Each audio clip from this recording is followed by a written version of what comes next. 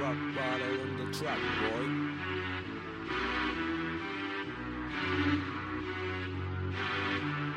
What's good, fight fans? It's your boy Timmy's the Best, and I'm back with another episode of Punch Drunk 4, 1, 2. Now, Terence Crawford did a pretty interesting interview yesterday, man, and I made a video about it, reacting to it. So in a minute, I'm about to put the video up, and we're going to hear what Terence Crawford got to say, because they asked him a lot of good questions.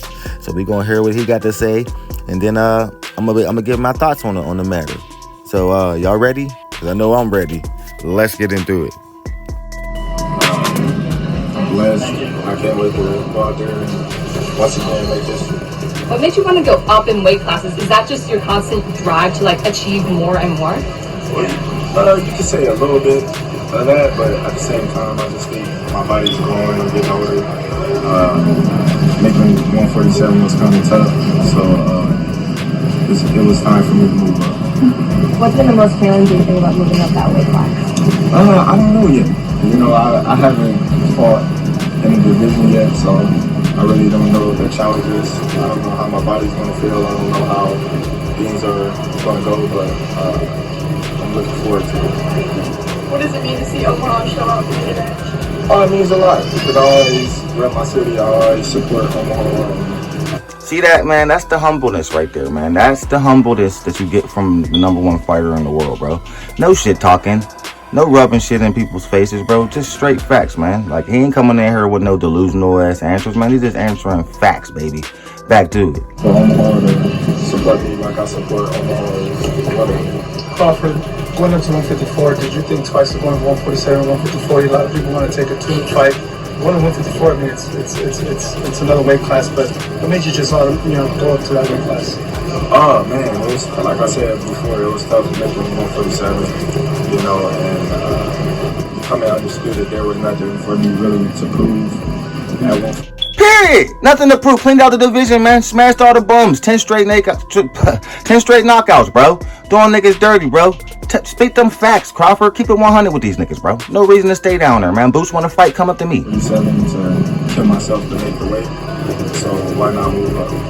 Turkey Al-Sheikh, if I'm pronouncing it correctly, is very pursuing that fight. I know you're not looking ahead, but the Canelo fight possibly in February.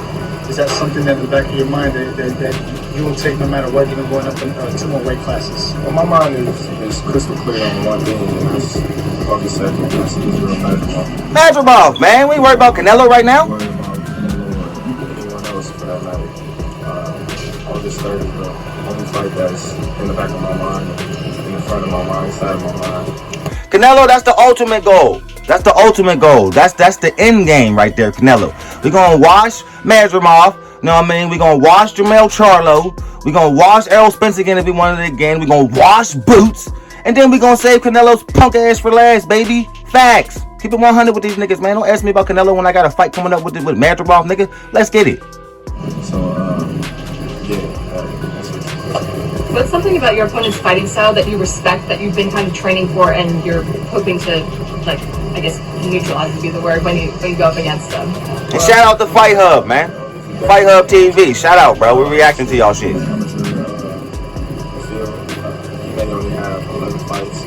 He's 11 fights in the world champion for a reason. So he's strong. I gotta respect everything about him. Just like I gotta respect everything about any other opponent that I've been in the ring with. Because everybody brings something different to the game. You see the humbleness, nigga? You don't got shit on your opponent. You don't got shit on your opponent, man. You could give him props and respect, man, but niggas never do that for Bud, man. He never get that same humbleness from people.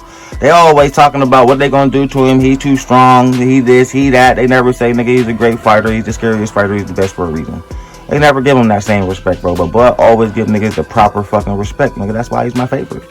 I know you were talking about the 147 becoming undisputed, that rematch with Crawford with Spence.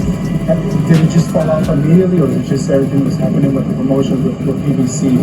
I really don't know. I wasn't in contact with anybody that talked about the fight. We had a rematch clause for the fight. It never came to fruition, so we just moved on. Cause that nigga was scared. And I know that he's going to prove it for as well. More than likely, probably cross paths again. Have you possibly thought about that as well?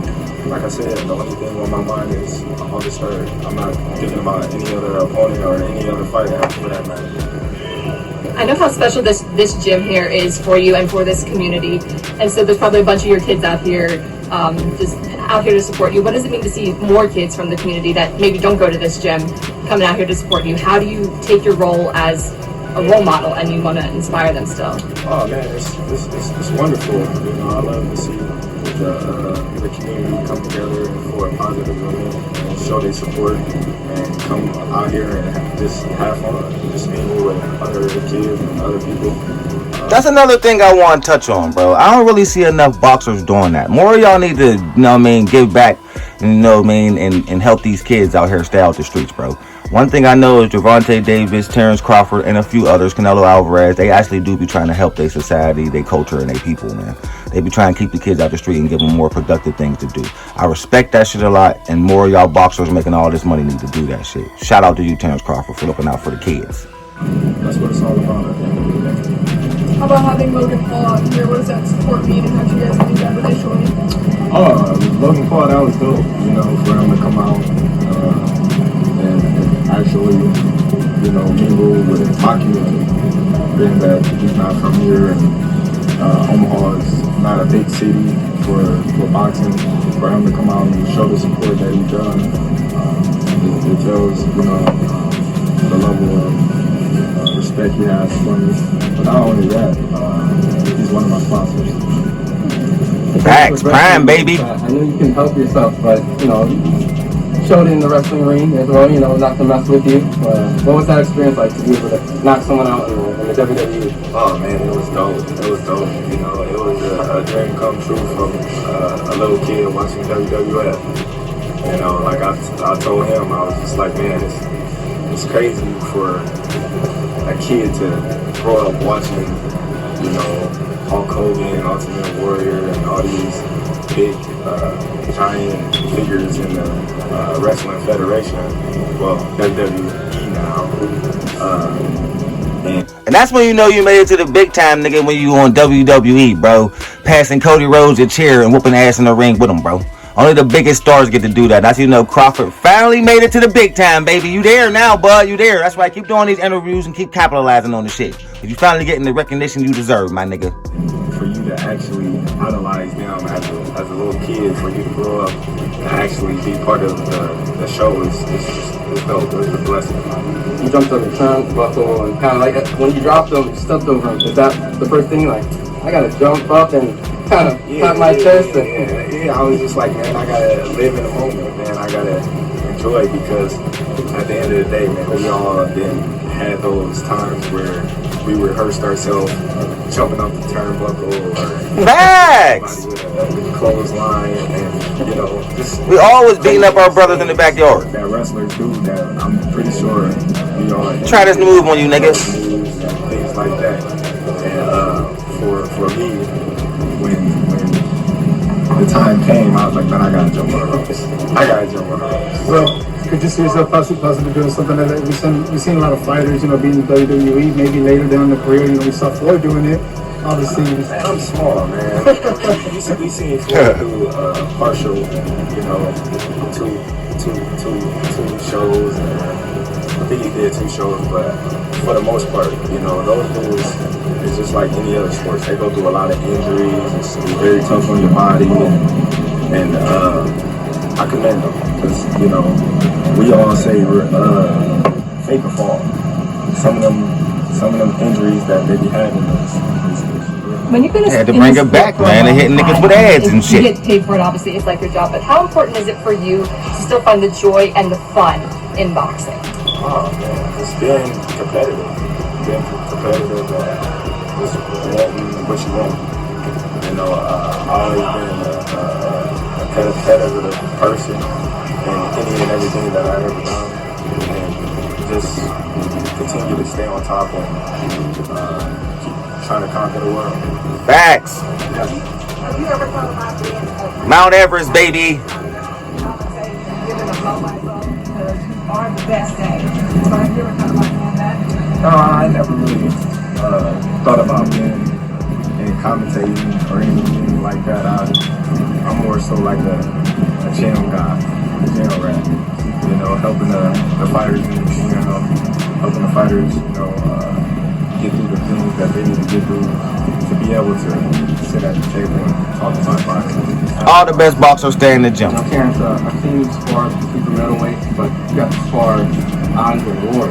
I mean, you don't have to get details. I know you guys are competitive, but what was that sparring like on fight camera? It was dope. It was dope.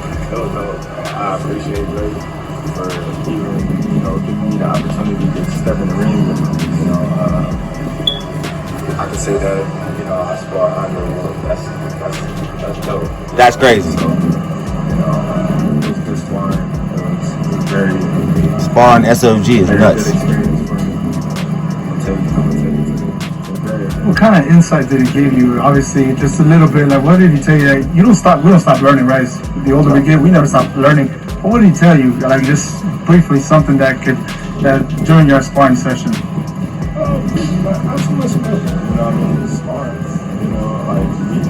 We've sat down and talked about things outside of sparring, but I think once, we got in the ring, he was so locked in. I was so locked in, like there was nothing really to say. We both locked in and we both focused on the task at hand. Facts. You do look relaxed, my guy. You look ready. We're rumbling with Andre Ward, and I'm sure Andre felt like he was strong as Midwestern team player. Oh man, me and Drake, we work, but at the same time, different styles, different fighters. I never try to compare any style or any fighter to another style or another fighter.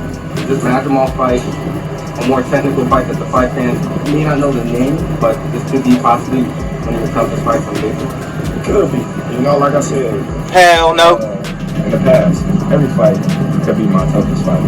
I don't know until I step foot in the ring. Israel is definitely a tough opponent. We definitely not taking him lightly. We never, took any shortcuts on this fight. We shall see. What's your message to young kids in Omaha that are going to combat? I just tell them to dream big and, keep working hard and keep studying and listen to the people that's in their life that want the best for them.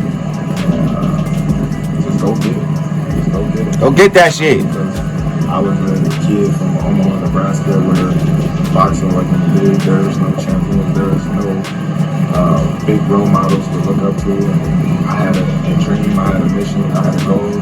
I just went out there and conquered it like anybody else would in any other city. So I was just telling them, if you dream big, keep your head to the sky and keep working hard for it. Any advice? Floyd, Dre, and you, Shakur seems to go through what many greats go through. Criticism with people that may not know the sport as well as you guys. Any kind of words of encouragement, or maybe it's information that can enlighten the boxing fans who don't really understand what they're probably critiquing on that Shakur fight. Well, Shakur is one of the best boxers in the game, if not the best boxer, pure boxer. Facts. So I just tell Shakur, just continue doing what you're doing. Don't worry about the negative attention that you're getting. Don't worry about the backlash that you're getting from beating the guy convincingly. Everybody's not a knockout puncher. Everybody's not going to go in there and knock one of their opponents out. As long as you win in a fashion where there's no confusion who the winner is, then you're doing something right. Just keep winning. Facts. And there you fucking have it from the horse's mouth, baby. And, there you have it, man. He touched on a lot of great points. You know what I'm saying? He answered the questions thoroughly and concisely. He didn't cap. He wasn't no delusional statements, bro. He showed respect to his opponent. You know what I mean? He didn't, put out no fucking unbelievable, exaggerated that a lot of these boxers and casuals be out here capping about, bro. See, this is why he's the best, man, because he checks all the boxes, man. He's a great boxer, but on top of that, he got great characteristics. He's a great human being. That's not me glazing a nigga. That's me respecting a nigga's character. I respect a nigga's character. Like, he's good. He's a good person inside and outside of the ring, man. You know what I mean? And that's what I think those are the things it takes to be the best. And he answers all his fucking questions with grace, even though he don't do a lot of interviews. That's why I put the interview on my channel. Like, I don't really do the whole reacting to interview things. You know what I mean? Unless they say something spicy in the interview. I did this because Terence Crawford never fucking does interviews. That's why the media don't like him. That's why the fans don't really understand who he is, because he don't do interviews and he ain't on social media all crazy. But now that he's at the top of the totem pole, he's realizing that's what it takes to get the recognition you deserve. And my niggas out here getting it done, baby. So if you say, nigga, Crawford ain't the best, you're out of your mind, because can't nobody fuck with Bud. Terence Bud Crawford is Mount Everest. Can't nobody fuck with him. You understand that? Nobody. And if you believe that, I am going to gladly rub it in your fucking face when Crawford knock out your favorite fighter.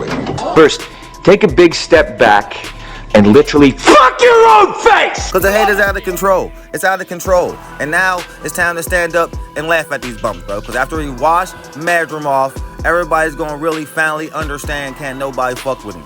Can't nobody fuck with him. A nigga with 10 wins cannot fuck with Terence Crawford. Denise? Nobody fucks with the Jesus. And it is what it is, man.